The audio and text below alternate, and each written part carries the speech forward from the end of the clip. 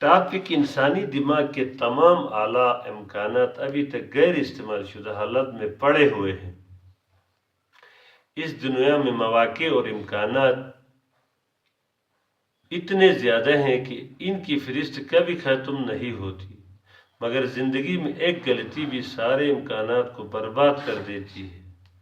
جو لوگ اپنے بچاؤ کی طرف سے غافل ہو جائے ان کے لیے اللہ کی اس دنیا میں ہلاکت کے سوا کچھ نہیں۔ فریاد اور احتجاج کرنے والا خدا کی نظر میں ایک کامل دنیا کو اس نے ناقص دنیا بتانے کی جسارت کی، جبکہ اس دنیا میں ہر شے عمل کے ذریعے ملتی ہی ہے، نہ کہ مطالبہ کے ذریعے سے۔ احتجاج کا مطلب اپنے مسائل کو دوسرے کے اوپر ڈالنا ہے۔ تہذیبی تشخص مطالبہ سے حاصل نہیں کیا جاتا ہے۔ حقیقت پسندی اور مفاہمت اس دنیا میں ترقی و کامیابی کا راز ہے۔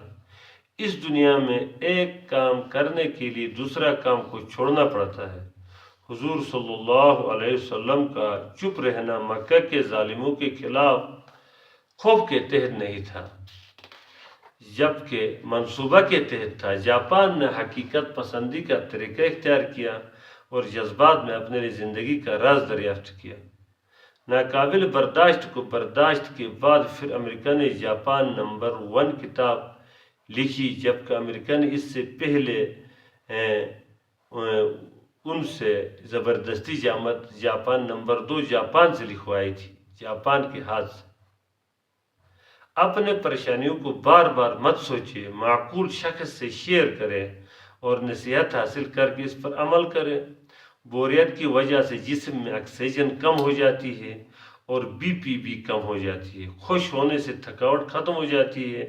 تھکاوٹ کی وجہ سے ناراضگی، بوریت، مایوسی اور پریشانی پیدا ہوتی ہے۔ پسندیدہ کام کرنے میں آپ کو کبھی تھکاوٹ محسوس نہیں ہوگی۔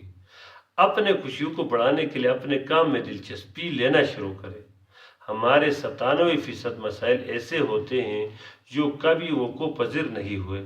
ہم بے جا اس کے متعلق پریشان ہوتے رہتے ہیں۔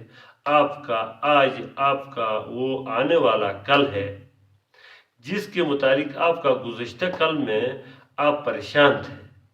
ہمیشہ اپنی پریشانیوں کو صحیح طرح سے دیکھیں اور پریشانیوں کو نزدیک سے دیکھیں اور نمٹنے کی کوشش کریں اور دوسروں پر توقعات ہرگز نہ رکھیں اور ورزش کریں، حرکت کریں، محنت کریں۔ جس نے تجھے پیدا کیا وہ ہر وقت تیرے ساتھ موجود ہے۔